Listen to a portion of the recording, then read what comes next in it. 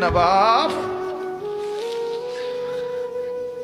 চিনা দরকার ছিল যাকে, চিনলেন না তাকে।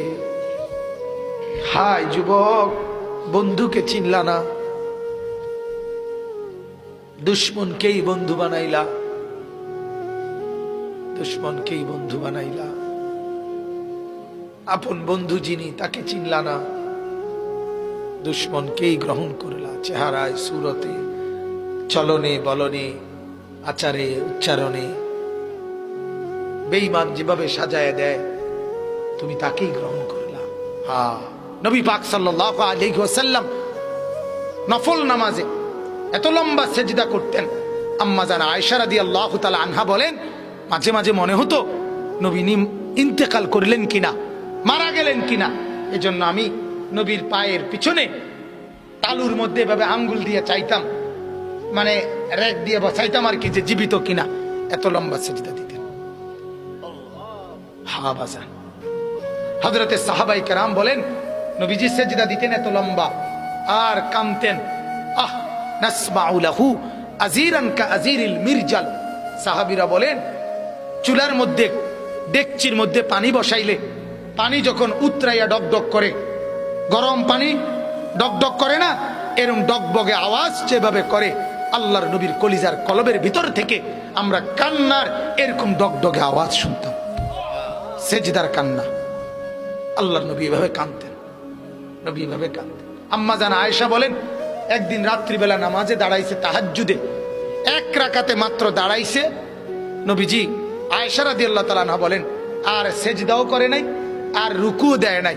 বেলালের আজান পর্যন্ত, ফজরের আগ মুহূর্ত, এ দাঁড়ানো থাইকেই কোরআনের একটা আয়াত পড়ছে আর কাঁদছে, আর কাঁদছে, আর কাঁদছে। কাঁদতে কাঁদতে চোখ ফুলাইয়া ফেলছে, দাড়ি ভিজে গেছে, বুকের পশম ভিজে গেছে। আম্মা জান আয়েশা বলে, তাওয়াররামাত কাদামাহু, দুইটা পাও ফুলে ফুলে গেছে। এরপরে আরো আশ্চর্য কথা শুনেন। আম্মা জান আয়েশা বলে, উম্মত শুনবা, সেদিন ওই রাতে সারা রাত কেঁদে কেঁদে বুক ভাসাইয়া নবী একটা কথা বলছে আল্লাহর কাছে। সেটা কি? তো আয়েশা রাদিয়াল্লাহু তাআলা আনহা বলেন, সেটা শুধুই কেবল এই উম্মতের জন্য নবী কাঁদছে।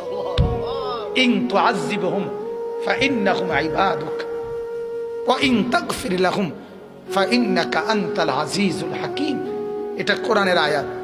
আল্লাহর নবী কদ্দুর সারা রাত পড়ছে, আল্লাহরে বলছে, মাওলা আমার উম্মত আপনি যদি গুনার কারণে আযাব দেন, আপনি দিতে পারবেন। আপনার, আমি বলার কিছু নাই, আপনার বান্দা, আপনি চাইলে যা ইচ্ছা তাই করতে পারেন, আযাব তো দিতে পারেন মাওলা।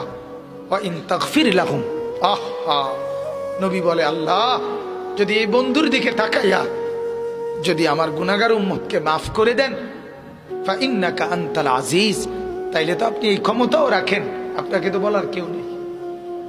আপনারে বাধা দিবে কে? আপনারে নিষেধ করবে কে? বন্ধুর দিকে তাকাইয়া দেন না মাফ করে। আমরা কিতাবে পড়ছি বাজান, ওই যে একটু আগে বললাম, আল্লাহ পাক যাদেরকে একবারে কাছে বসাবেন তা করে কি বলে, মনে আছে নি? নবীজি বলছে, আনা মিনাল মুকাররাবিন। নবীজি বলছে, ও উম্মত, আল্লাহর ঘনিষ্ঠ জনদের মধ্যে সর্বপ্রথম সবচেয়ে ঘনিষ্ঠ হব আমি মুহাম্মদ। হাসরের ময়দানে মাওলা আমার জন্য, আল্লাহ তার সিংহাসনের পাশে আবার আমার জন্য আসন নির্ধারণ করবেন বসে বসে। তা আল্লাহর নবীকে আল্লাহ তাআলা বলবেন, বন্ধু এই আসনে বসেন। কিতাব